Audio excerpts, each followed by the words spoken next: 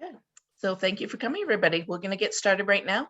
Tonight is our college financing webinar, and this is going to cover everything you need to know about financial aid. I looked at the registration list, and a lot of you are parents of high school seniors, but we had a lot of juniors and sophomores sign up as well. So you'll definitely benefit from this. And I find that this process is easier the more times you do it and the more times you hear things. So welcome, and we're happy to have you tonight.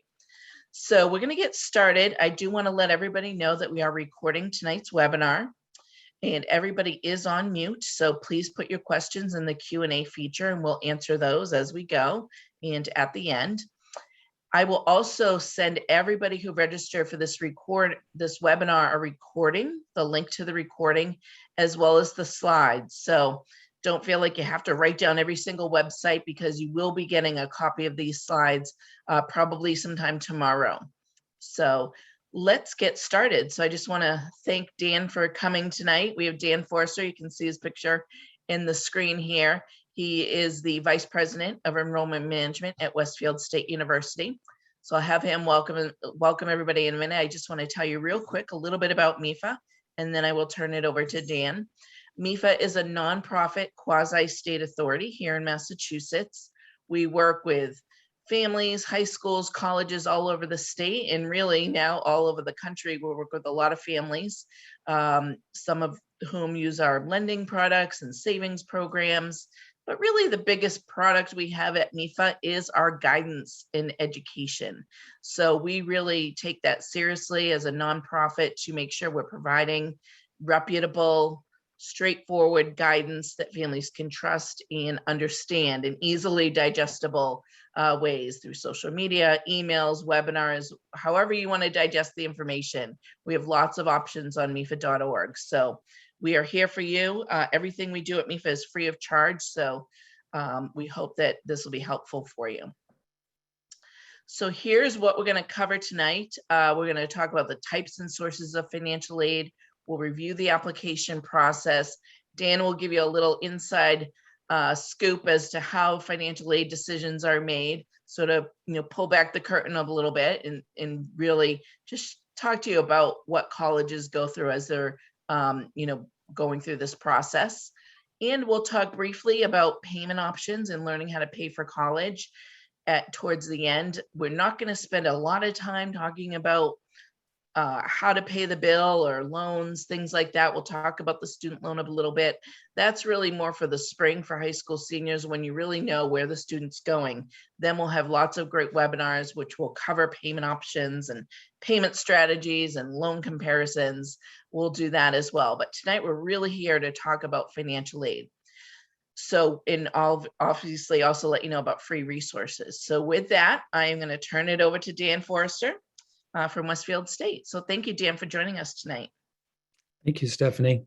Thank you all for joining. I know this process can be daunting. I've been in higher ed for over 30 years in enrollment management and financial aid for over 25 of those years. And certainly things change each year. So that's probably where I would like to start, is that this is a cyclical process. It's not a one and you're done type of deal. And Stephanie was really on target when she said, each year gets a little bit easier. I usually say it takes about 4 years to get it down. And of course, then you're done. On a personal note, I've worked I'm the Vice President of Enrollment Management at Westfield State University, where I oversee financial aid and marketing and admissions, the admissions process. I've worked at small private institutions, worked at Simmons College in Boston and Washington College, one of the 10 oldest colleges in the nation down in the Eastern Shore of Maryland. I can tell you that this process, although daunting, works, and it just takes a little bit of getting used to.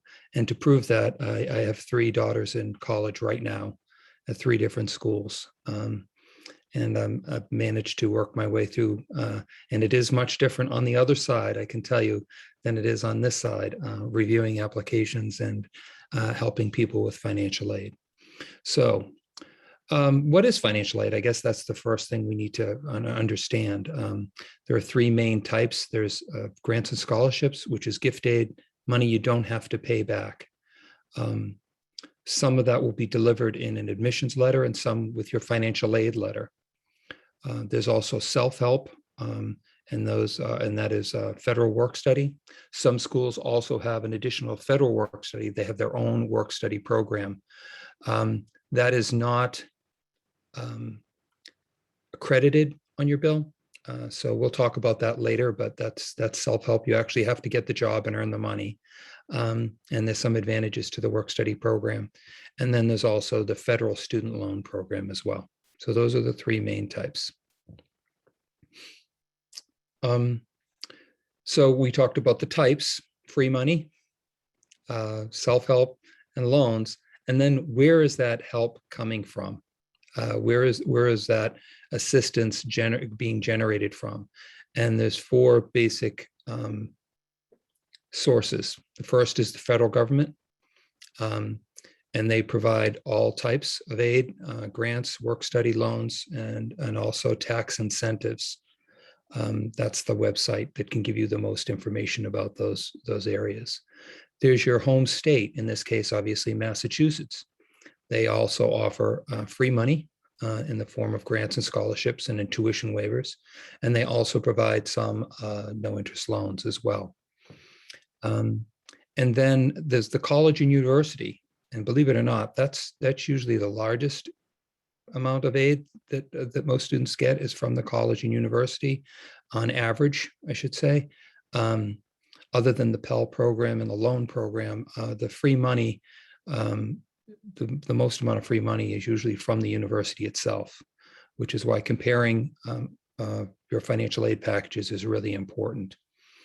And then, of course, there are community-based organizations and scholarships that you may receive through graduating from your home high school that are connected to Scholars for Dollars or other types of organizations.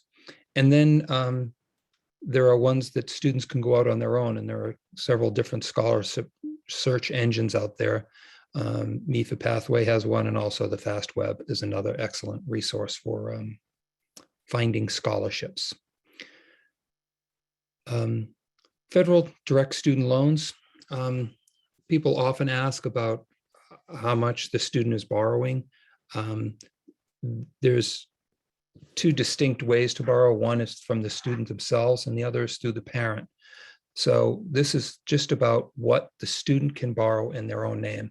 And when you think about that, it's a little bit ridiculous, right? That we're letting 18-year-olds borrow money. And so that's why these plans, loans are really distinctive, because if you went into a bank at 18 years old with no work history or no credit history and asked for a loan, they probably would not be likely to take a chance on your 18-year-old or 17-year-old. But the federal direct student loan is banking on a student getting a degree and earning a college degree. And that is a good investment overall for our country. And as it turns out, I think it's a very good investment for the student as well, because you're much more likely to earn more money with a college degree. So the student is the sole borrower. There's no credit check, as we talked about. There's two different types of loans, there's subsidized and unsubsidized. If we were a live audience right now, I would ask you the difference, but I'll explain that to you in a little bit. Right now, the interest rate for those loans is fixed at 3.73. So that's a pretty competitive loan for someone with no credit history or borrowing history. No payments are due while the student is enrolled. There are multiple repay options. Many of that are tied to the income that the student is earning once they graduate. The total borrowed for 4 years, the max is $27,000 that the student can borrow. And that estimated payment with that interest rate is about $300 a month for 10 years. So very similar to a very inexpensive car payment or car loan. The estimated total debt. So the total debt is what the student borrowed and what they pay back in interest on that loan over the 10 years equals about $32,000 to $34,000. And there's several ways the student can affect their repayment. One is deferment, which means the loan is basically put on hold. For the unsubsidized loan, interest would still be accruing on that loan during that period. But for the subsidized loan, no credit, no interest is accumulating over that time that they're in deferment. And forbearance is basically a vacation from paying back your loan. It's a short-term relief from paying back the loan, and that there's several different reasons why you can apply for forbearance, and that's up to the lender itself to help qualify the borrower and see if they qualify for forbearance in that issue. And then there are ways to forgive your loan through community service and working in high demand areas in teaching and social work and nursing and others where you can actually pay down your loan through community service. The loan limits, freshman year is $5,500. Sorry, Stephanie. Sophomore year is $6,500, and junior $7,575. Common question is, why can't I borrow $75 right away? Why can't the student borrow $75 right away? This is just common sense. If a student is going to persist in college, once they make it past their sophomore year, they're much more likely to graduate. And so the highest risk for students for either dropping out or reducing credit load or having to readjust or reassess usually happens within those first 2 years. So they build toward the maximum loan for the junior and senior year. Thank you. All right, merit-based aid. So this is an awarded for student achievement. Basically, how the student fared in their academic profile while in high school. So what were their grades? Most are renewable. Not every college offers merit aid. They are dependent often on the student maintaining a certain GPA, which makes sense, right? So if you were awarded a merit scholarship at Westfield State University for $2,000 or $3,000, we would require that the student get at least a 2.75 in their GPA as they continue, because it's based on your academic record. And the reason you got it is because we want to reward you for the good work that you've done, but also it helps build our profile. We're attracting strong students to the university, which helps make great graduates as well. So we want to make sure that you don't just come to the school and say, well, I got that award and I don't have to worry about it anymore. We still want you to buckle down and keep your grades up. Some of these merit require that you apply for the college, and they have certain deadlines. So some of the largest merit-based scholarships want you to, or may ask you to apply during early action, which is an early application season for colleges, and those dates can vary. So please pay attention to deadlines. I often advise families to start a spreadsheet, an Excel spreadsheet of the schools that they're applying to, and what the deadlines are for the application, early application, regular application, for financial aid, and if there's any scholarship or special programs that you're applying for. So for instance, honors, they may want your application or a supplemental essay or questionnaire done by a certain time to be eligible for the honors program.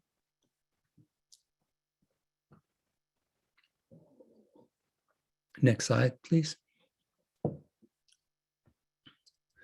So merit is based on what the student did and maybe special talents. So it's not always academic. Sometimes they're awarded for community service or leadership or accomplishments that the student had in school.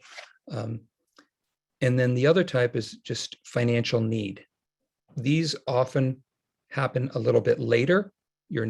Most merit awards show up in your acceptance letter when you're notified that you've been accepted to the college for the student.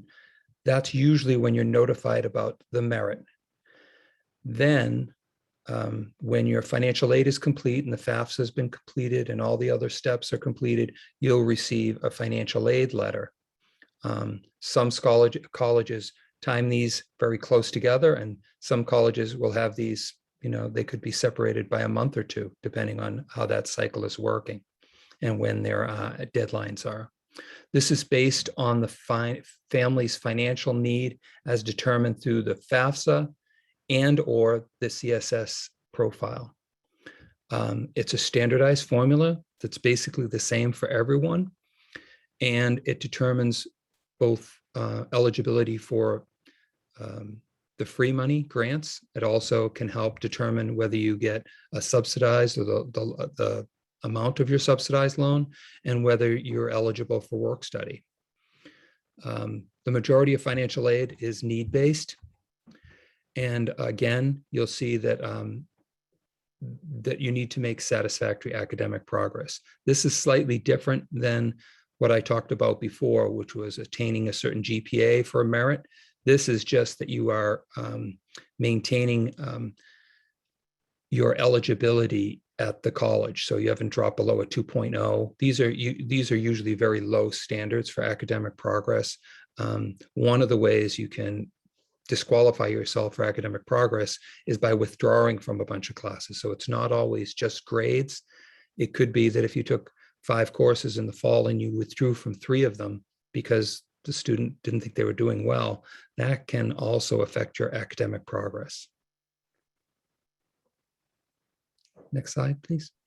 Dan, we have a good question that I think is appropriate right about now. Sure. I'll have you answer it. Is there a better chance of receiving merit-based scholarships if you apply early action or early decision? That's school by school. I recommend, and often parents, and this is somewhat my personality, so I completely understand it, not to ask too many questions or not to bother people in this process. You don't want to look like you're too needy or whatever. Get over that. It's just the opposite. Colleges want to hear from you. They want to know that you're interested, and they love answering the questions because it helps direct them to clarify some things on their website or to offer guidance in the form of direct mailings and postcards, or offering tutorials online if they hear common questions that happen over and over again. So they love the outreach. They really do. So don't be afraid to inquire about that. And that's a great question to ask of your admissions officer or from a financial aid officer is there a deadline? So I'll give you an example. At Westfield State, there is a finite amount of aid that we offer. We rarely run out, but for our merit, the highest awards for merit, once those students have accepted those awards, we slow down that and we don't offer as many because we know we're limited in the amount that we can offer. And then I don't want to speak specifically about schools, but I'll say a former school of mine, their largest scholarship, which was a full tuition plus stipend for study abroad, was only for those students who applied for early action. So there are examples of those, but there are many schools that do not discriminate on when you apply or how you apply. So it really is worth kind of asking each school that the student may be applying to how they do that. Yeah, thank you, Dan. And I can attest just from talking to lots of colleges as well, it really does depend on the school. So ask the school if it matters, early action or regular decision. If it doesn't matter, then choose what option's best for you. But some schools do run out of funds. Some schools, think if you apply early action or early decision, that's a demonstrated interest in the school. So they might lean more towards merit-based aid for those students, but it really is across the board. and it depends on the school. So definitely check with them. Okay, thank you, Dan. Yeah, I think that that's another, I think kind of there's some bad information out there. And I often hear this as kind of folklore, and it's just not true. It's actually the opposite, that if you contact a school too many times, you look too interested and they'll feel like they won't have to give you money. That's not the way it works. It actually, many schools have a point system. They'll keep track of how many times your student opened email, how many times if they visited campus, if they've called, and they track all those because they want to focus their attention on the students that are most likely to attend. They don't want to try to work too hard to convince people. And so usually their A effort goes to the students that are most likely to attend. So if you're hearing other types of information, I can assure you that that's not true. More contact is actually better for the student in the long run. Okay. Timeline. Boy, I talked at the beginning about how things change. It used to be that we delivered financial aid letters in March, and it was acceptances came somewhere in, usually in January and February. Now everything is really backed up in this process. There are different deadlines for applications, and it's college by college. Most of the early action or early decision deadlines are in mid-fall, so they're approaching quickly, mid-October. Some colleges will have multiple early action deadlines, so they'll have an early action 1 and an early action 2. Please, look at those websites and gather that information. Again, I'll say it again about the spreadsheet. It really does simplify your life. And it also really improves the communication between the student and the parent. You would think with someone with 25 years in this business that my daughters would sit eagerly at my knee, waiting for my opinion and asking advice in all these matters. And I can assure you that that was not the case. Often they didn't believe me when I told them things. And most of them did opposite of what I advised. So it doesn't really matter what your background is. It's the same kind of behavior. So, but those types of things of creating a spreadsheet and putting these deadlines in and working with your student about having them do it and putting it somewhere, it avoids a lot of fights, believe me. Instead of you asking, when is that application due? Isn't that application due now? It seems like I just talked to our neighbors and they said, Johnny, just apply. You get into these kind of comparisons all the time. And it's better to get the facts, get them down on paper. Everyone, it's just the best way to do it. And it avoids a lot of fighting. And there it is, MEFA's College Application Manager. I'm sure that is a better spreadsheet than the one I created, and probably a lot easier to fill out. So that's another way to go. Standard deadlines are typically for regular applications are usually in February. None much go past March 1st because colleges want all their decisions out by the middle of March, and they want their financial aid out so that families have at least 4 to 6 weeks to decide for their universal deadline of deposits, which is May 1st. So you won't see deadlines go beyond March 15th. So keep that in mind.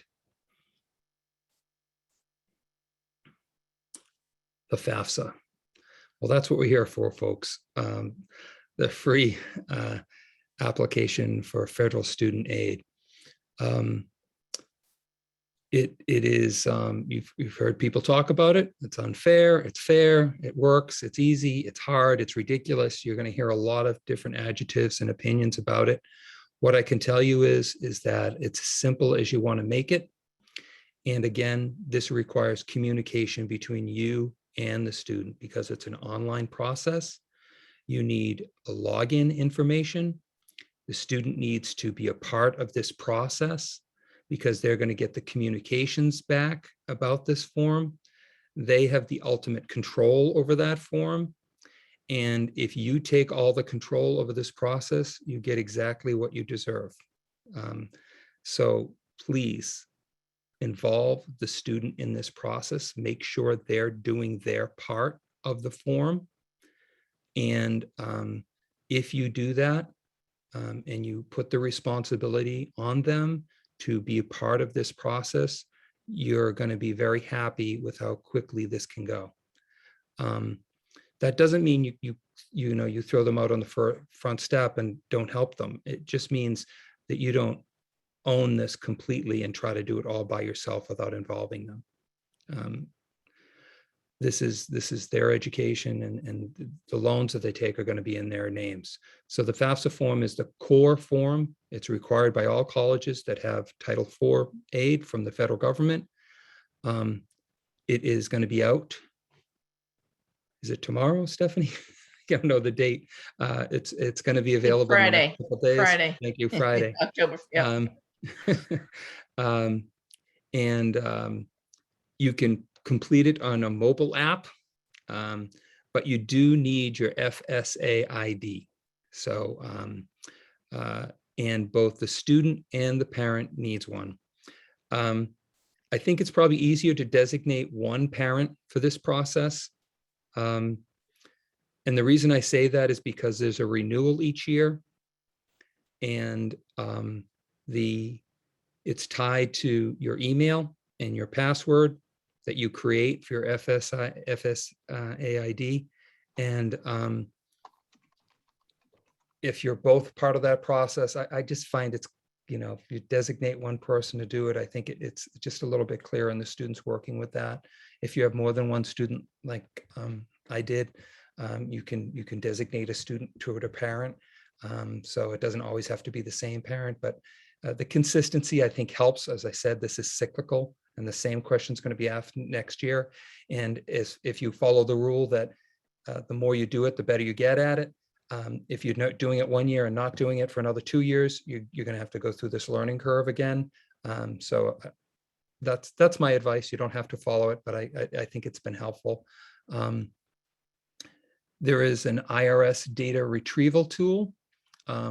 You provide some personal information, and then it'll actually take you to the IRS website where you will authenticate and then allow data to come from your tax return and fill your FAFSA. Why this is important is because if you do it right and you do that process, that's information that does not need to be verified, because the school will be notified that you went through this process.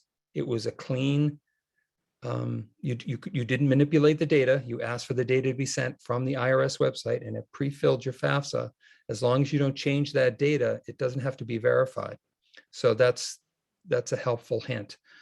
If you go back and you change that data, data that came from the IRS, you're going to get chosen for verification. You have to provide tax documents, and it's going to hold up your award, and it may hold up, just delay the process a little bit.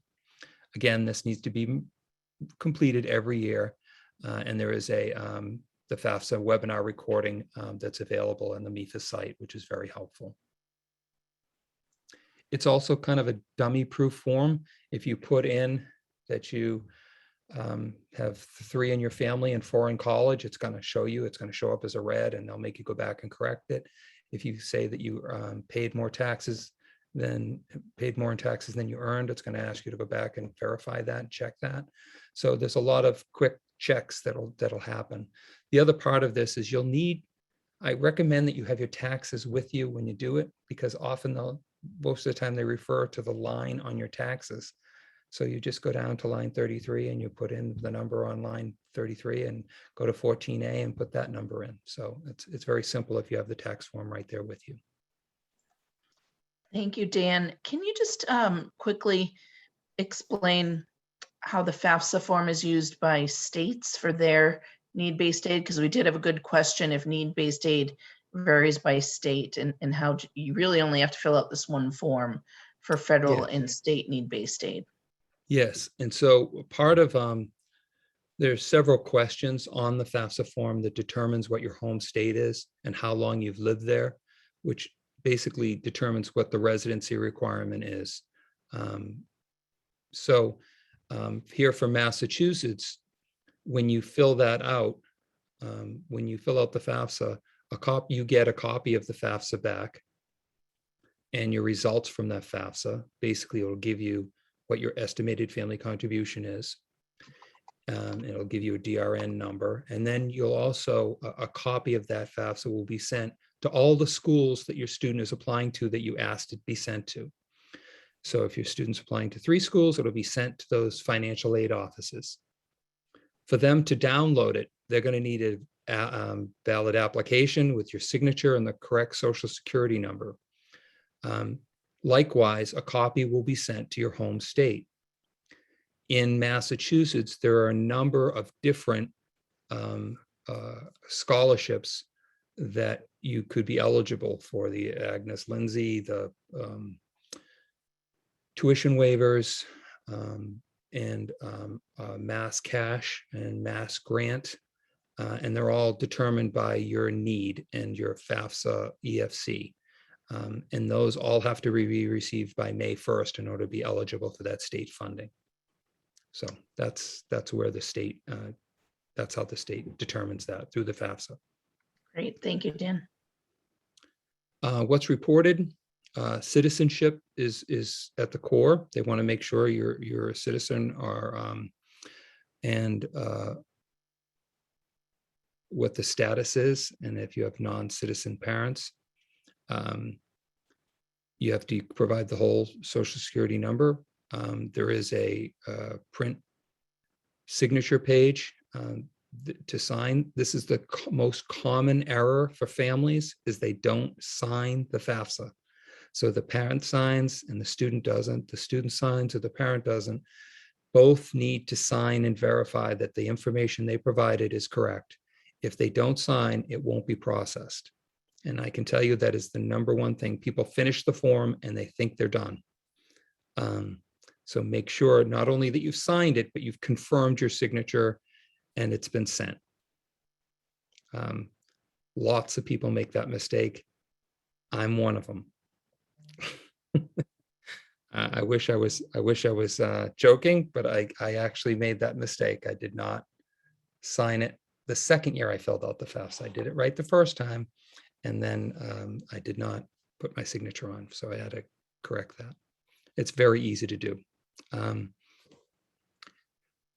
You need to provide the colleges, and you need the parent information needs to be filled out, including the status, marriage status, the parents who live together, whether they're divorced or separated, and who's the custodial parent and the current spouse. Legal guardians are not a parent. I just put that in as a designation there. We want the number of people in the household and the number of children in college. One of the things I think helps to visualize, to make sense of whose information is needed on the FAFSA, think literally of the house where the student lives 51% of the time if the parents are separated or divorced. So think of that wooden structure where the student spends most of their time, and the people living in that house, that's whose information needs to go on the FAFSA. Okay. Next slide. So the financial information, student income, both taxed and untaxed. This is really the biggest driver of what your contribution is going to be for education, is your salary, both the student and the parent salary. And that's the number one driver of that. And then assets are also considered. 529 accounts, if it's in the name of the parent. You don't include the primary home value, life insurance, and the value of a small family business under 100 workers or employees. And debt is not reported except on the reported assets.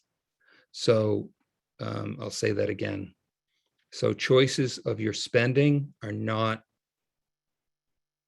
interesting to the people determining your need. So if you have lots of debt and lots of credit card debt, that's a choice you've made. It's not necessarily dependent. It doesn't, those are bad choices maybe if you're in debt, but it doesn't affect your ability to pay. It can affect your ability to pay, but it won't affect the determination of your ability to pay. And we can talk about that if there are questions. Okay, I'll go on the next slide. We do have a lot of questions, but I just want to ask folks to please type your questions in the Q&A versus in the chat so I can keep track of them all, because we have a lot of questions coming in and it's hard to track in the chat and the Q&A.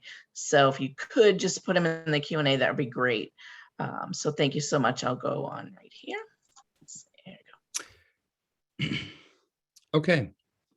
In addition to the FAFSA, many schools will also require the CSS profile. And the reason for this is the FAFSA is sort of a blunt tool to figure out assets and income, where the profile provides additional information that the FAFSA doesn't necessarily concern itself with.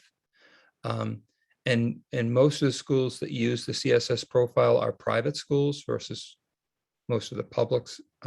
Some publics do if you're an out-of-state student and things like that. But most of the profile school users are private schools, and they're looking to kind of zero in on other types of assets or other types of areas where the profile where the FAFSA doesn't cover.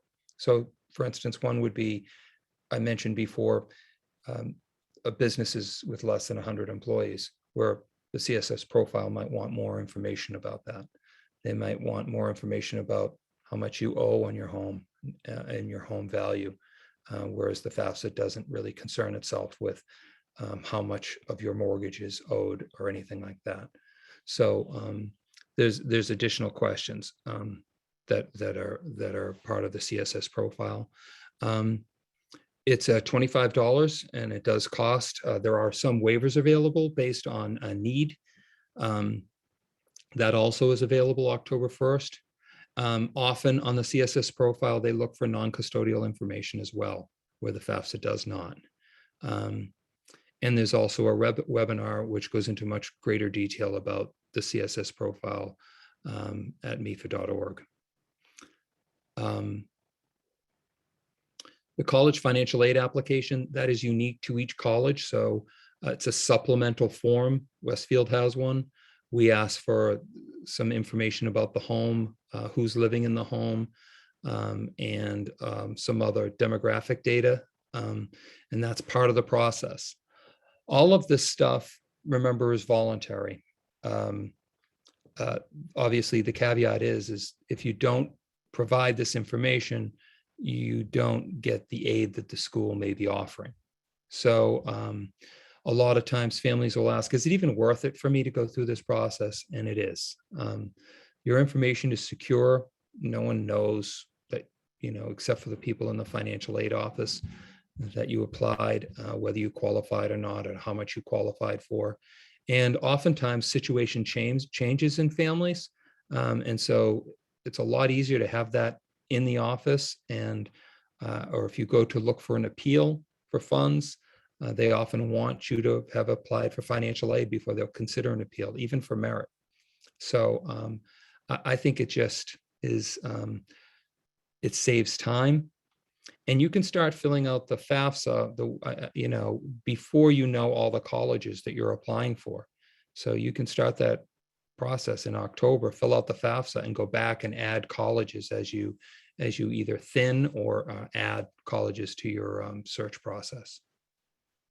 Thank you, Dan. I was just about to ask you that same question, because we have a lot of folks asking the question about whether you need to know all the colleges. You do have to have at least one college on there when you submit the first FAFSA. And remember that no one's going to get this unless you've applied to that college and has, so the key is I could fill out a FAFSA today, right now, without anyone in college, and I could put Westfield State if I don't apply to Westfield State, and they don't have my social security and my address and my my full name, they can't even download that to the college. And in fact, a lot of times, this is why it's important to both the parent and the student be involved in this situation. Sometimes a parent will transpose a social security number. They haven't got it memorized yet, or a student will. So it's great to have a couple set of eyes.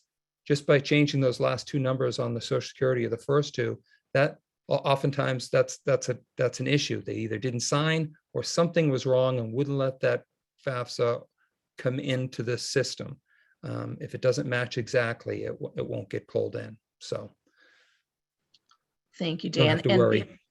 Before we move on, we also had a lot of questions. We have lots of questions tonight, folks, so well over 100 people. So I'm answering them as fast as I can. And some of them I am waiting until Dan gets to that section in the presentation. So just be patient. We'll get to everybody's questions either through Dan or me typing them in. But we did have a few questions. If you could just reiterate who's filling out the FAFSA, especially when you have blended families and step parents, and whose income, should they just go by who makes less money? Can you just clarify that?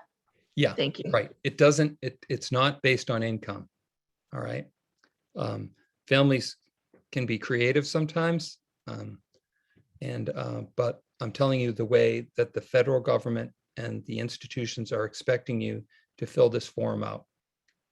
And what they're looking for is for the parent that, so if you have, let me just describe a situation. You have a student whose parents live a mile or two apart from each other. They live in the same town. They go to, Westboro High School. And, the student stays with the mom Monday through Friday, or Monday through Thursday, and then Friday and Saturday, they transition to the dad. And then Sunday is kind of a shared day, and then they come back to the mom on Monday. And so basically during the week, and they transition on the weekend to the dad, where that student's, even though it's shared custody, the mom is where the student is living more than half of the time, right? So she would be responsible for filling out the FAFSA, and it would be her information that would be provided on the FAFSA.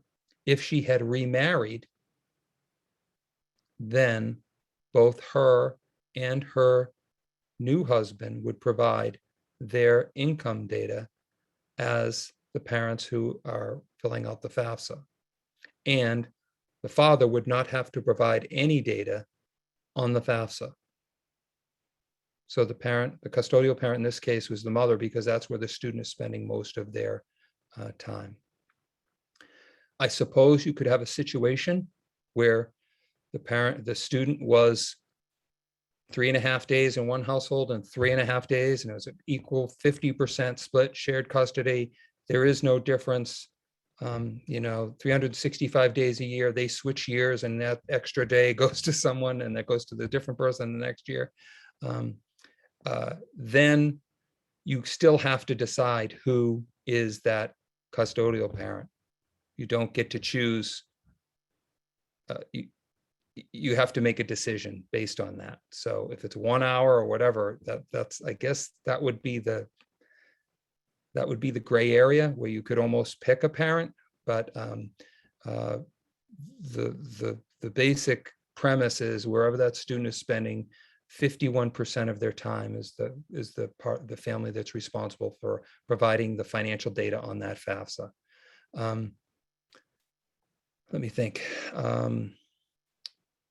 If the wife did not remarry, then she would just provide her own data there. If there were two children and the other child is with the father 51% of the time, then the household information would be who is in that house for the majority of that time for that year. So that would be the mom and the student on the FAFSA. There would be 2 in the household, 1 in college. If there was a sibling that lived there the same amount of time, there would be 3 in the household and one in college. There are a million different scenarios I can go through, but if you have questions, again, this is one that you can refer back to your university when you apply, if there's some kind of clarification needs to happen. But you know, there's as many people as there's different situations.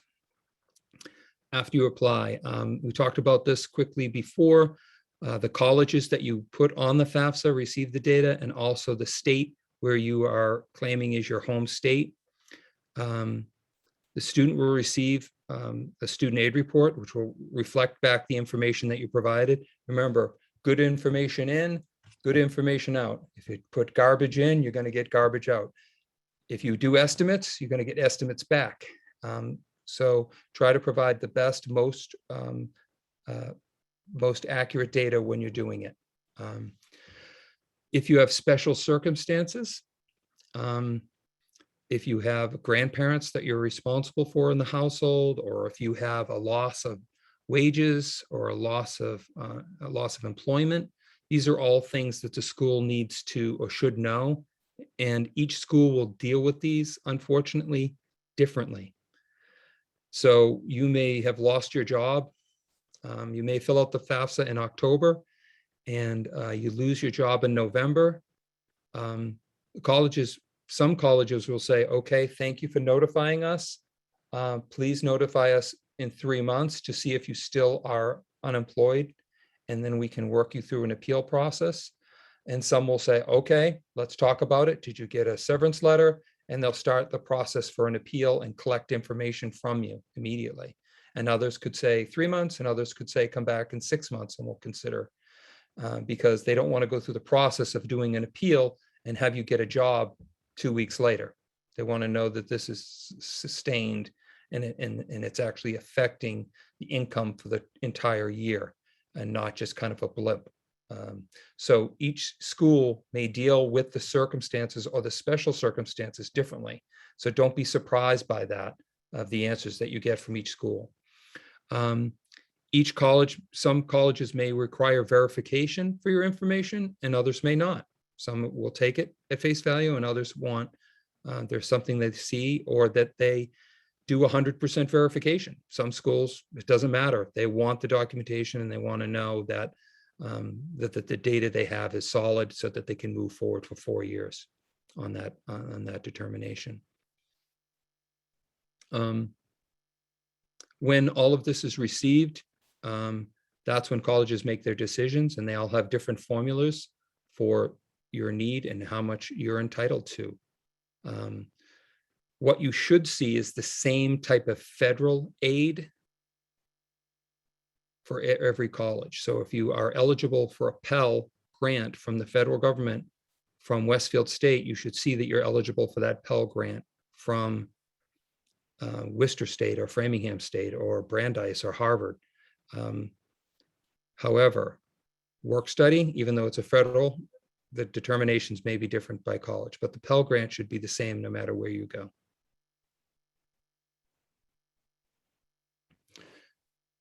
Verification, I've talked about this a couple times. Again, this is voluntary. If you don't want to provide the information, you don't have to, but you will not receive aid. You won't receive the aid that you may be entitled to. It's well worth your while to go through that. I had my identity stolen, my taxes were stolen, so I couldn't do the IRS data retrieval. So I am always asked for my taxes and my W-2s and a verification form from all 3 colleges. And I provide that every year so I can receive the aid that I'm entitled to. So that is just part of it. Again, I'm saying it's voluntary. Here it says you must comply if you want to receive financial aid. So I have an example of my daughter when she was applying to a school, and they wanted to verify my documents, and the only thing they gave her was a college loan. So I knew I couldn't afford to go to that college with just a college loan. So I didn't send in my verification documents because it didn't matter. I talked to the financial aid person. I said, if I send these in, am I going to get additional aid? And they go, no. And I said, okay, I don't need to send you my tax documents if it's not going to result in any additional aid for myself, or for my daughter, I should say. Please keep track of the correspondence. We deal with a lot of paper, both electronic and real paper. We send a lot of marking materials, but when we send a letter and it's in an envelope and it's to the student, it means something.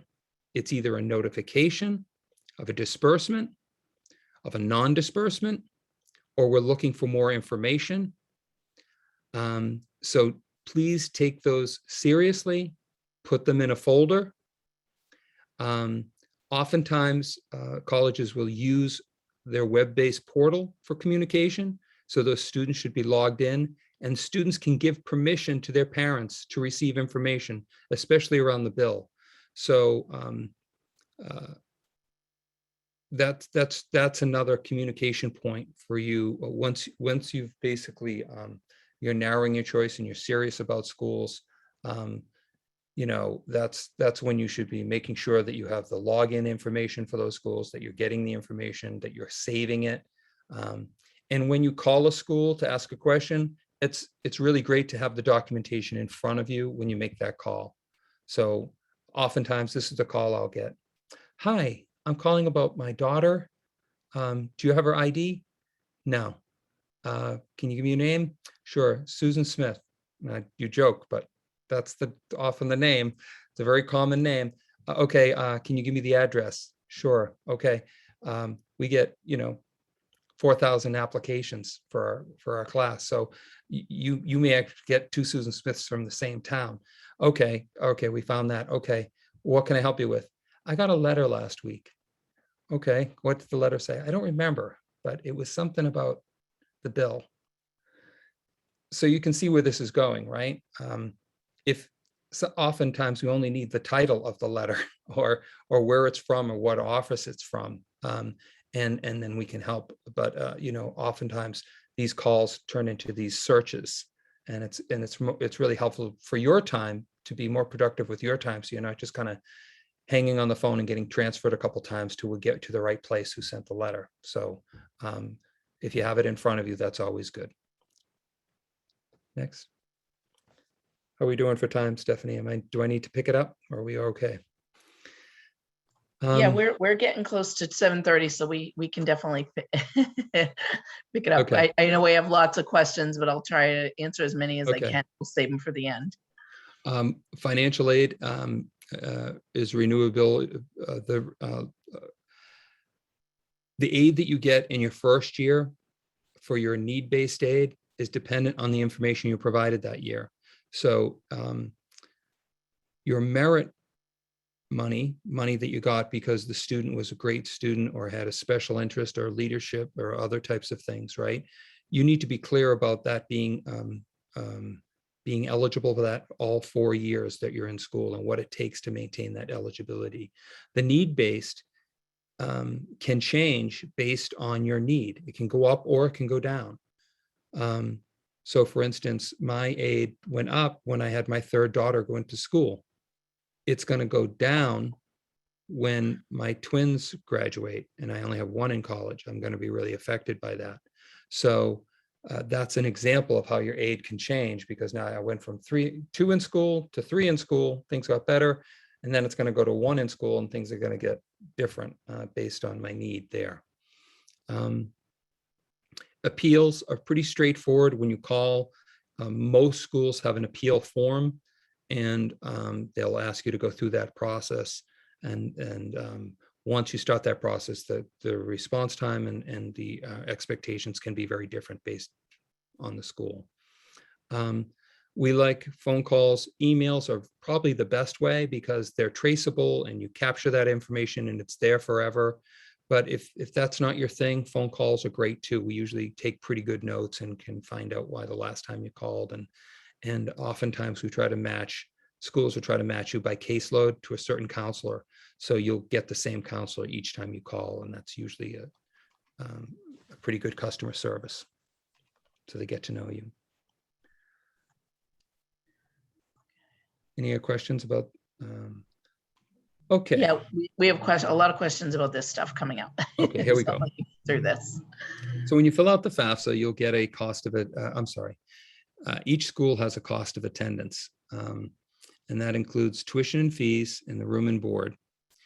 And those are billed items. So those have to be paid. Then you have indirect costs, just the cost of living your life. You need to buy books. You need shampoo still, hopefully, and soap and toothpaste. You're going to need to get back and forth to school. And those are basically your personal expenses.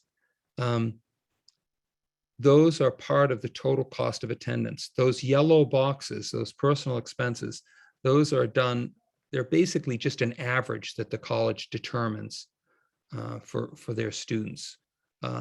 So we look at just kind of average costs at Westfield State, and those items may add up to about $2,500 to $3,000, depending whether you're in state, out of state, things like that.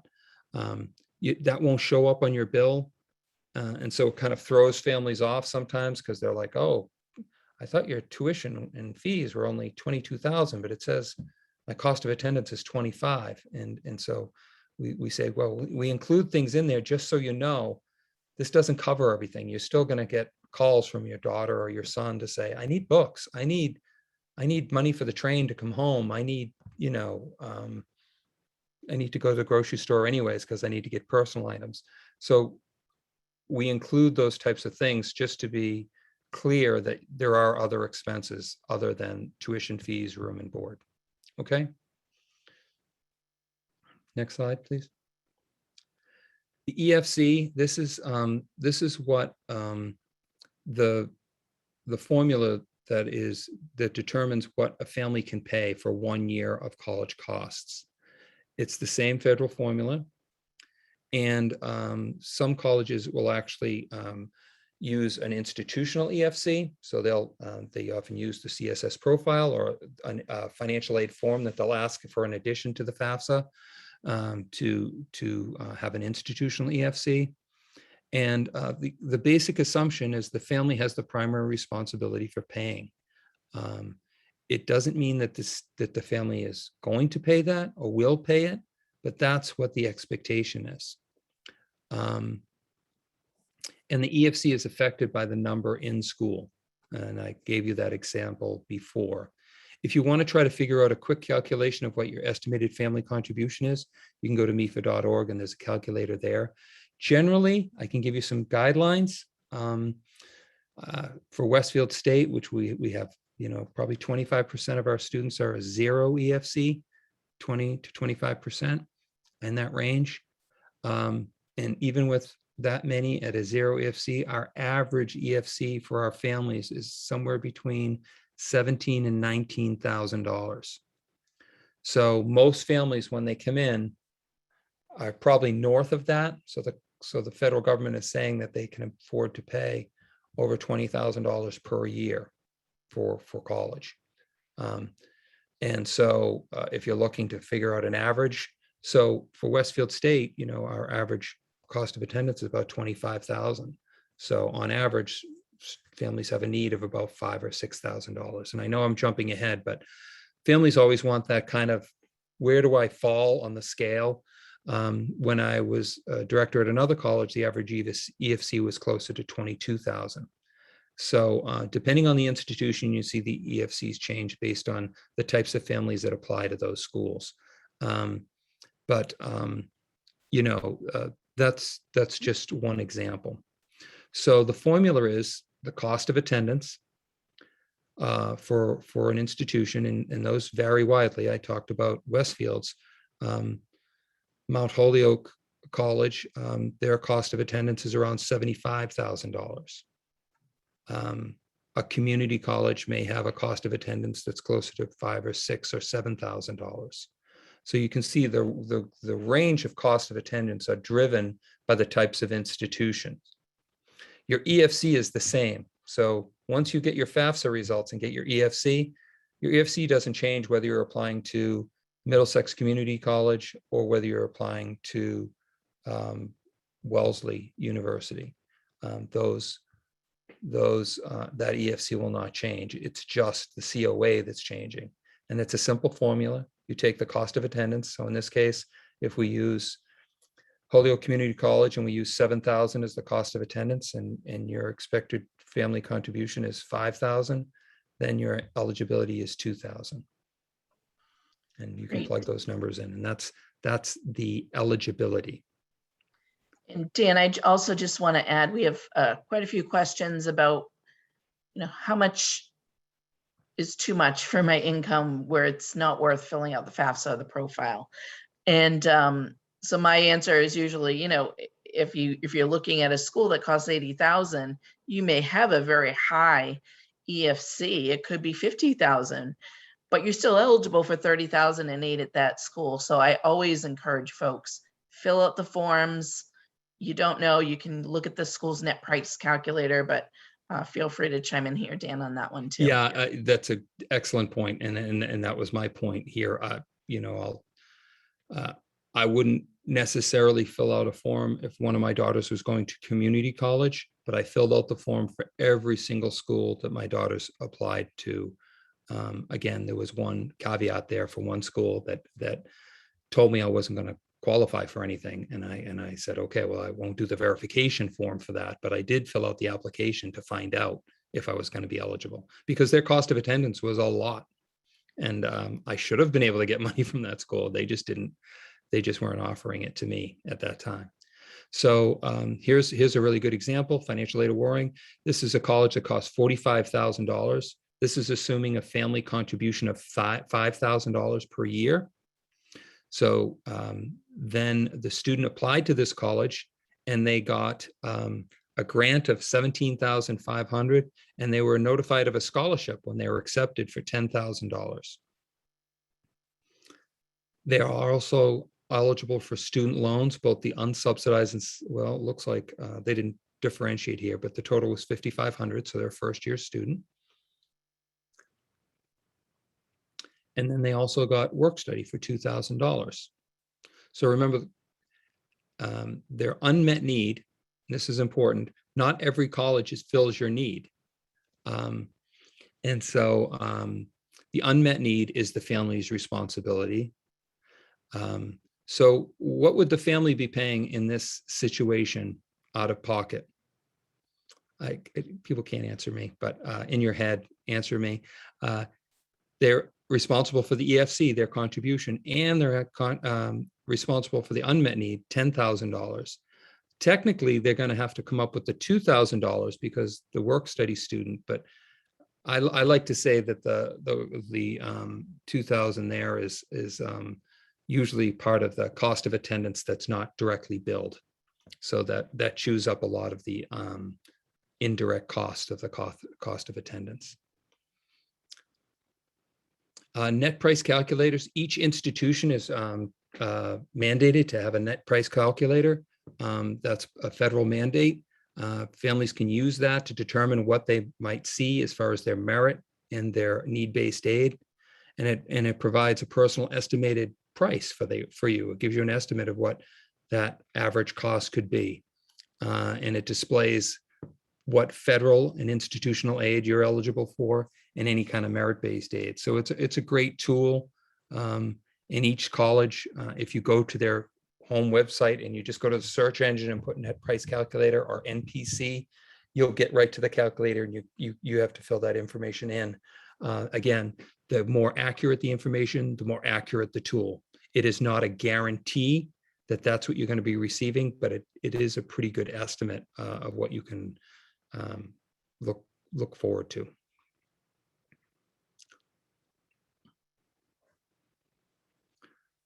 So I talked before, a big part of this process is communication with your student and what the expectations are by family. This is a good example of 3 different awards from College A, College B, College C. You can see the grants and scholarships across the top. The student loans are consistent. Work study is consistent in this case. It's not always that way. And so the totals are different here. The unmet need is displayed down the bottom. So College C is going to be more out of pocket for the family. College B is only $7,000. In College A, basically your costs have been covered by the grants and scholarships, work study, and loans. And this assumes that all of the colleges have the same cost of attendance. We've made this very easy to follow. When they have different costs of attendance, it gets a little bit more complicated. Here's another example. College A, College B, College C. This assumes the same cost of attendance, 45,000. The EFC is the same. The eligibility is the same for aid. They have the same unmet need. However, there's something different here. So even though College A is providing the most grants and scholarships, if you go down to that brown line, the third line down, parent loans, not often, sometimes colleges will include parent loans as a part of the financial aid package. And it's really important to make sure that you're clear about what the awards are and what type of awards they are. So it looks like the unmet need is the same for these three schools, but it really is not, because now there's a new line in there about parent loans, and they're assuming that the parents are going to be borrowing much more. So I know MEFA does workshops in the spring about comparing financial aid awarded letters, and different professionals at each school can help you through that process as well. How do families pay? This is just some examples of how families actually, if their EFC is, say, $10,000 and their unmet need is 10 and they have a balance due of $20,000. This is an example of how that might be bridged with some parent savings, student savings, a payment plan, and payment plans are a great option. And then the last part being an educational loan. The loan can be taken with the student. Most students don't qualify for a private loan. They're going to need a co-signer. But if the families agree to do that, this is a pretty common way in which families bridge that gap. I always advise not to borrow the whole amount. Try to do some kind of formative payment plan or savings or summer work from the student. That adds up. My daughters contribute each summer from their summer savings. And I just take that off the fall bill, and it reduces my loan by that much for each student. Kitchen table conversations. I've mentioned this a couple times throughout this, and what I always tell families is, when do you want the tears? Do you want them on May 1st, when emotions are running high, and there's really no more runway to talk about it? Or do you want them in November or in October, and you've set the standards early?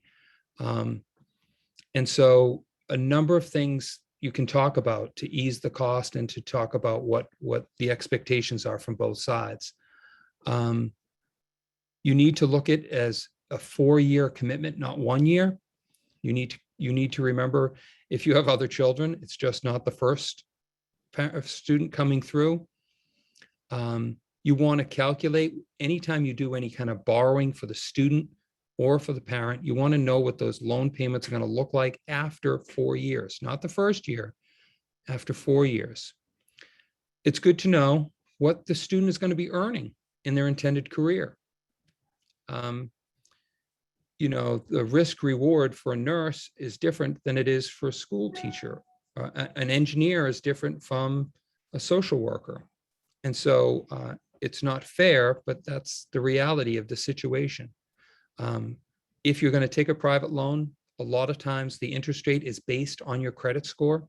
So if you have a sophomore right now, you have time to improve your credit score, which can save you thousands of dollars if you can pay off any kind of debt in that time. And always compare the net price after financial aid offers are received. Don't look at the sticker price and say, we can't afford this school or that school.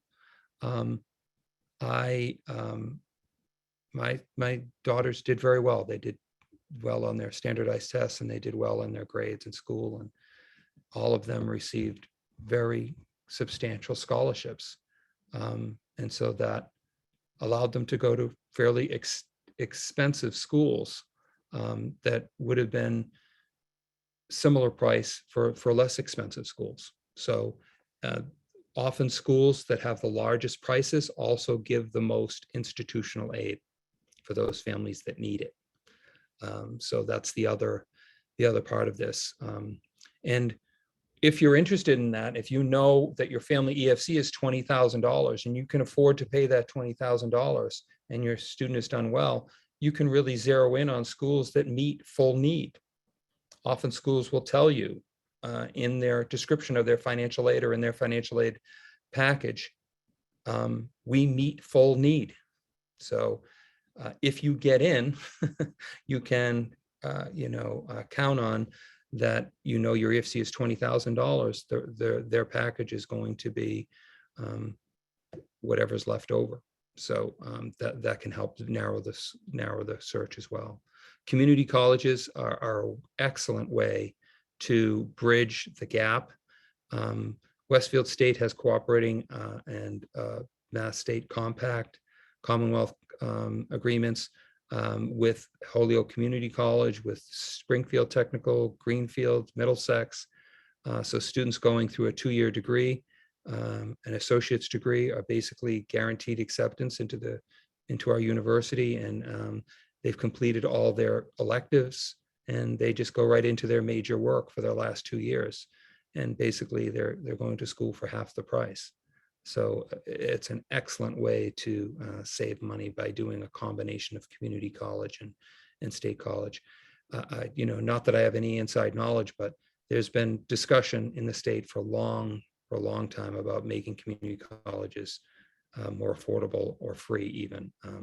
That has not been done, but it wouldn't surprise me. Many states have gone that way, and I know that could happen soon, or I know it's being talked about. The other thing about kitchen table conversations is how much parents are willing to pay. Students should know that, and it shouldn't be at the end. We can't afford this. This is, each of my daughters knew exactly how much my wife and I were willing to pay for college upfront for each of them, and it was the same. And they knew that every time they applied to a college, when they got their financial aid back, there wasn't like, can we do this? They knew we had already had that conversation. So it just makes it easier. It's not an easy conversation. I'm not saying that, but it's much easier if you do that ahead of time, so that you can talk and be calm about the discussion. Sorry, Stephanie. These are what I've talked about from the community college mass transfer. There's also a tuition break for cooperating New England schools that are part of the New England Board of Higher Ed. Most of us now are offering in-state for out-of-state students or some types of scholarships for that. So check out their websites and make sure. Free resources. FAFSA Day. Many of us in the field participate in FAFSA Day and helping families fill out the FAFSA. And also the EOC centers provide assistance in filling out the FAFSA and answering a lot of the questions that we covered today. And I did want to reiterate, Dan, because we did have a question about whether you should hire someone for this process. Excuse me. And we definitely recommend using these free resources. Yeah. FAFSA Day, EOC. Call me if you have a question. Yeah, I never say never, but I will tell you, I've never seen anyone get anything out of it that they wouldn't have gotten anyways.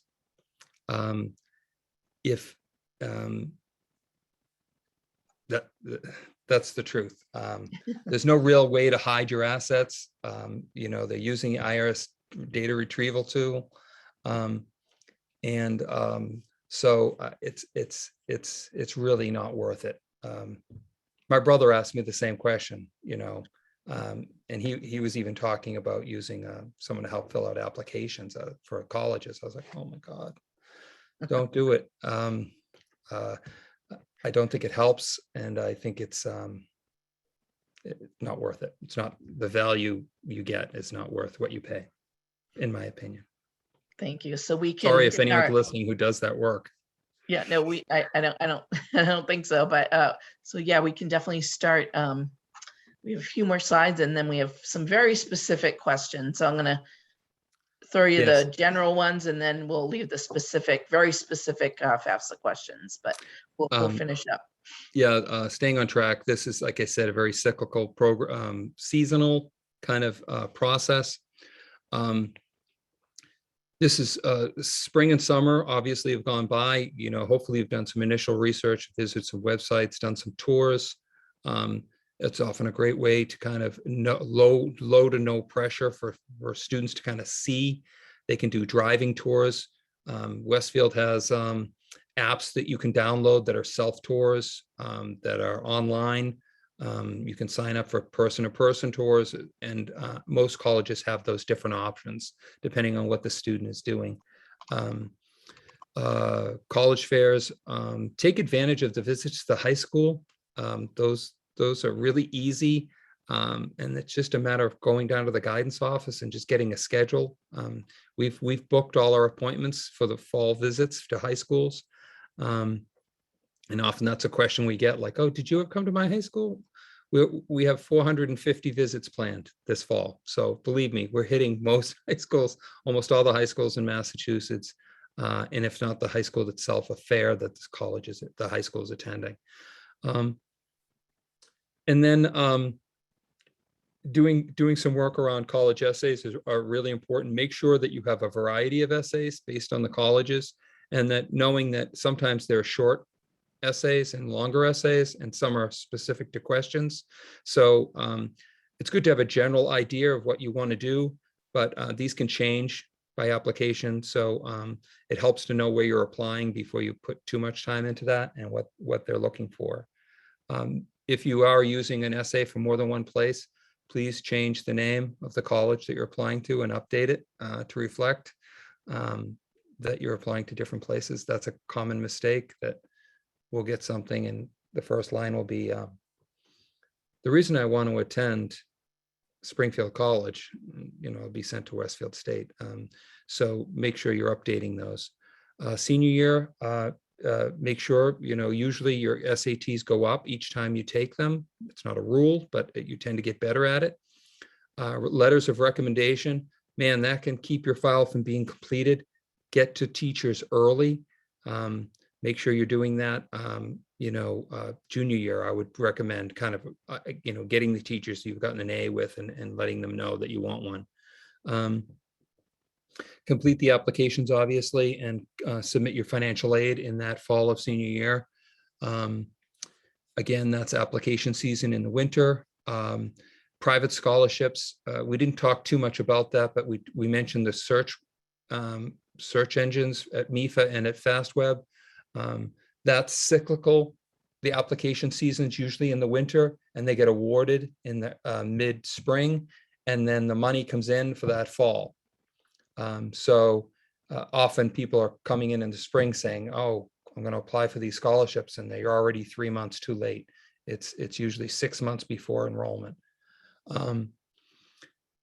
Spring of senior year, that's decision time. And again, MIFA has a definite, after the college acceptance webinars, which are great. And the college open houses, college open house, we call them accepted student days. They are different from open houses. Open houses are much more general, and they're kind of tours of the campus.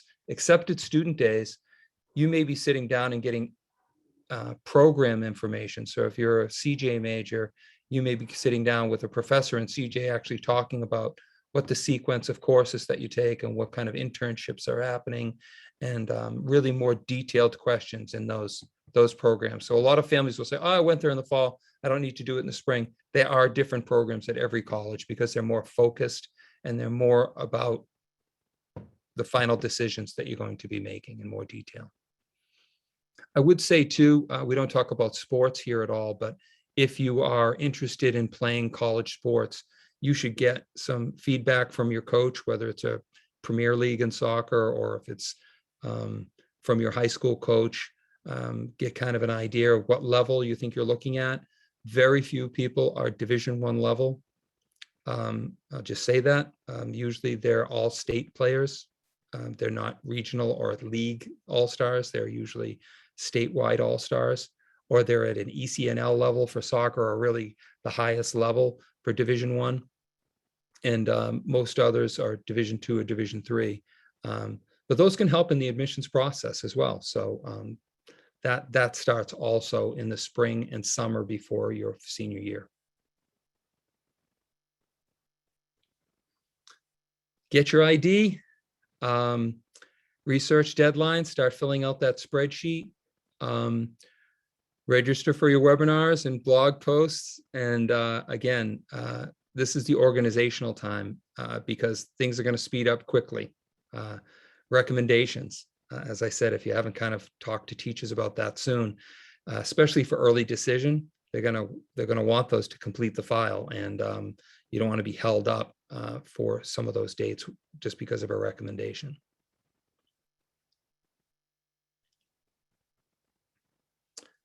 Here are the social media options for MIFA. And again, it's a great resource. I use it in my day-to-day, and I refer parents and students to it.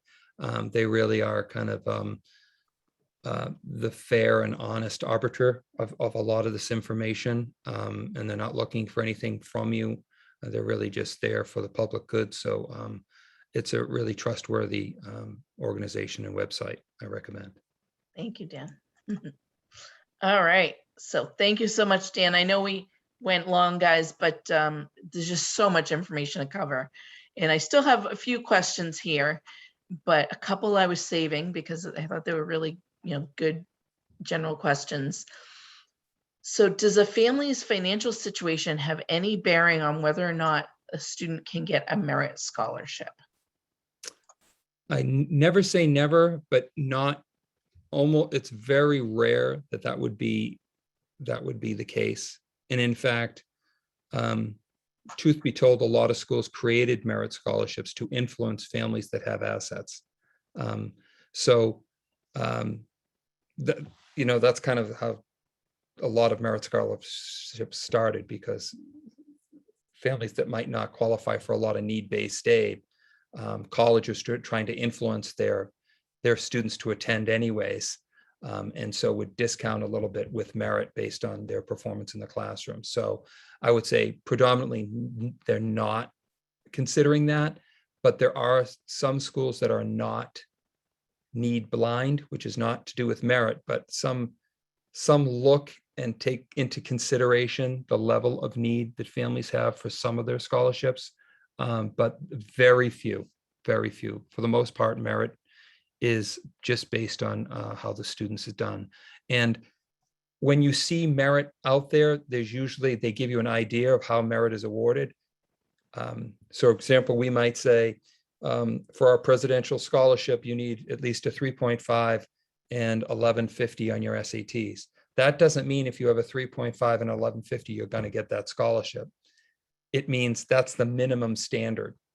So if you're below that, you're not going to get it. If you're just at that line, you might not get it either, because there may be already 100 kids with higher SATs and GPAs in that pool that are eligible. So the baseline, it's just a baseline, a consideration. It doesn't necessarily mean you're definitely going to get it.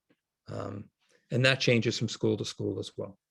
Great, thank you, Dan. I have another one. This is more of an admissions type question, but I think we're at that point in the year where, admissions and financial aid it's basically the same thing right now. So is there a difference between early action and early decision? Yes, early action is not a full commitment. Early action is just an earlier process for regular admission. Early decision is binding. It means when you apply early decision, if you get in, you are going to go to that school. Okay? A lot of people have a hard time understanding that. And so that they actually could be committed to that decision, but it is. You're basically, you're promising, if I get into this school, I am coming. Why do people do that? A lot of schools have it for athletics, so they can lock down the people who are actually going to be on the team. Also, it's used for very selective institutions that are trying to capture a class, and they have lots of applications. And so they're looking for people who are really serious about attending. And it's a way to affect their yield rate. So they get a commitment from families like, you know, a place that has very high, a very low acceptance rate will lock a family in if they say, well, if we let you in, you're going to come, right? And the family will say, yes, I'm going to go. And you're committed to that. So that's the difference between early action, which is just kind of an earlier deadline so you can hear earlier. Early decision is a binding decision that says, if I get in, I will attend. Thank you, Dan. Another quick admissions question that everybody might have. And then I have a few very specific financial aid questions. Thank you for staying on. I know we usually try to stick to an hour with webinars, but there's a lot of people still logged in. So everybody must be very interested in what you have to say. So thanks for staying a little longer. But are most colleges going to be still SAT optional for the fall of 2022? I believe so. Yeah, we are. We've done away with the pilot, and we're going to move forward, and that's going to remain the same for all the state universities in Massachusetts. There are, you know, I don't want to speak for the University of the Mass system. I was talking about the state regional universities, and I think many of the private schools are also using SAT optional, but you need to check with each individual college. I can speak for the state university system and say that that's going to be optional again and go forward forevermore as optional. Okay, great. Good to know. And then I guess we just check with the schools if you're not sure. That's right. It would probably be on their website as well. And some have program specific. So some engineering or health science pre-med that are math or science based may, because the standardized tests are more predictable in some of those areas, although not greatly predictable as they used to be. You know, I would check individually with those schools, and some actually will have it not for most of their programs, but some programs still may require an SAT minimum or requirement of the SAT or ACT. Great, thank you. All right, couple financial aid questions. Do we need to report our 401k as an investment in parent assets? Very common question. Yes, no, you don't. But what you do need to report is your contribution to the 401k each year. So you do have a limit on what you are contributing. And so that's part of the formula, but your total amount in your 401k does not factor in the decision for your need. I hope that was clear. And this one, I don't know the answer to this one. And if you don't, we can get back to this person. But I'm a small business owner and received a PPP grant, 100% forgiven. Will that affect my eligibility? I'm not aware of anything that's being calculated around small businesses in the PPP grant. I could be, I'm not 100%, but I'm not aware of any kind of documentation that we're requiring from small businesses around PPP at this time. Okay, great. And then we have, I guess, just another question about the net price calculators, how accurate they are. And I guess, you know, my answer would be, it really depends on the school. Some schools use the basic federal calculator that will just give you an estimate of your federal and potentially state aid, whereas, you know, there may be many private colleges that may use a much more in-depth calculator. Some of them use the College Board calculator, and that might ask you a lot more questions, such as test scores and GPAs, and give you estimates on merit. So it really is going to depend on the school. But if you have anything to add to that, Dan. I think you're 100% correct. Generally, a good guideline is the more time you are spending and the more questions they ask, the more accurate the instrument's going to be. If you just put in what your EFC is, or your estimated EFC, and you provide the number in your family or whether you're a veteran or not, and your GPA, then that's going to be kind of a weak estimate. And the more questions you get are going to be more accurate. Some schools just use their average grant award as an estimate for those. So they vary greatly, unfortunately. Yep. Okay, well oops. Sorry, just lost our PowerPoint, but that's okay. Everybody has our phone number and email. So feel free to give us a call. We can also set up one-on-one appointments. I do have a few more questions in here that I'm just going to answer. I can, actually, you know what? I can see them. Here's a really good one. Let's answer this one live, and then I can type in some of the others. But the pandemic caused me to be unemployed much of 2021. Is unemployment considered income? That's a really good one. It is. It is. Your unemployment is considered part of your income. And so is any kind of separation package that you received from your employer. So I've seen, unfortunately, students' EFCs go up after being laid off based on unemployment and severance packages because they got paid out in a lump sum for 14 months or 12 months or, and with the unemployment, it actually exceeded what they were earning the previous year. That's why a lot of colleges wait to see. For many, the unemployment is only a third or half of what they were earning in their full-time salary. So even though it's counted, it will help you still. It really depends on what your circumstances are, what you were earning before, and what it looks like after. Great. And we have 2 questions about SATs. And I know you can see them too. Will they still be considered for Merit Aid if they don't supply the scores? I guess that would be for test optional or That's right. schools that don't require it. And I believe the answer is yes, but you can answer. Yes. And then, yep. Yep.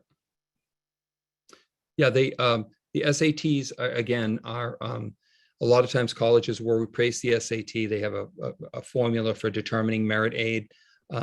So I know what we did was we just, instead of using SAT and GPA, we doubled up the GPA and used that. And if we had class rank, we would use class rank. And then the secondary thing we might look at is the number of AP and honors courses that the student took. And we use a funding formula to kind of figure out if that would help the student. Great. And then another one that this is a pretty common question too. Will you still be considered seriously for financial aid if your student applies an early decision? That's right. You will. They're not going to change the formula that I'm aware of. The schools that usually have ED, many of them, provide pretty good financial aid packages. They don't want to shortchange families because that is one of the reasons why there's a lot of caveats when you do ED, and they're very clear about, estimating your financial aid beforehand so you have an idea of what you're getting into. That's an opportunity for the family to ask lots of questions. Can you estimate my financial aid for me? Can you let me know what I'm likely to get if I'm accepted through ED?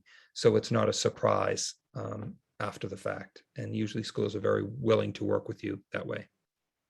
Right. Okay, great. So I think we'll stop taking questions, folks, and we'll just try and answer some of these and then end the webinar for folks because we are well over. But we do have one question about the CSS profile. If they only ask about earnings from work, and that's not the case, they're going to ask for everything. All assets. Yep, exactly. Right. And then this is another good question about when you have 2 kids in college, what do you report for your 529 accounts? You report what the account has, and basically the 529 is only they're looking at the total amount in the account, and I think they only factor in about 5% of that, and they're not concerned with what you pay out of the 529. So they only factor in about 5% of the 529 in the formula for your need. And then the actual payout is not considered part of your financial aid when it comes through. So you're not splitting it between students. In fact, I have a 529. I could switch it off between students each year. I could pay it all for one student. There's a lot of flexibility. So when they look for the information for the 529, they're looking for the total amount in that specific account. And the student, you know, it doesn't really affect them. It's not a huge factor in determining how much need you have. Great, thank you. And then what if folks don't file their taxes electronically? Do they just scan it? I know they would enter the information into the FAFSA or profile. They wouldn't be able to use the data retrieval tool. And then I imagine they just scan the hard copies. Do you want to answer that one? Even if you've sent in paper form, the IRS has it electronically. So if you haven't filed yet, that's why we use prior year. This is information you reported to the IRS. They turn your paper form into an electronic form that's accessible. So they're not going through H&R Block or through the filing agency. This is directly coming from the IRS database. And that's how they figure what your check was and how much you got for a refund or how much you owe. So that's in their electronic system. So whether you filed electronically or through paper, it doesn't matter. The IRS has that in their database, and that's what's being transferred, not your actual forms. Okay, great. Excellent. And I think that's it. We have some advice on whether they should sell assets, but we're not going to give financial advice tonight. Sorry, we're not certified financial planners, but debt's not taken into account on the application. So, but you do have to report your assets. So this was great, Dan, and thank you everybody for joining us tonight. Again, I'll send her a copy of the recording. I have a couple questions that I'm typing in right now that I'm just going to finish off. And I appreciate everybody for joining us tonight. We have well over 100 people join, and this is great. So thank you so much, Dan, and thank you everybody for joining. Hey, Stephanie, all I had to do was talk. I thank you for all the support and work and typing that you did behind the scenes. And thank you for all the great questions. I really appreciate it. Thank you. Thank you. Have a good night, everybody.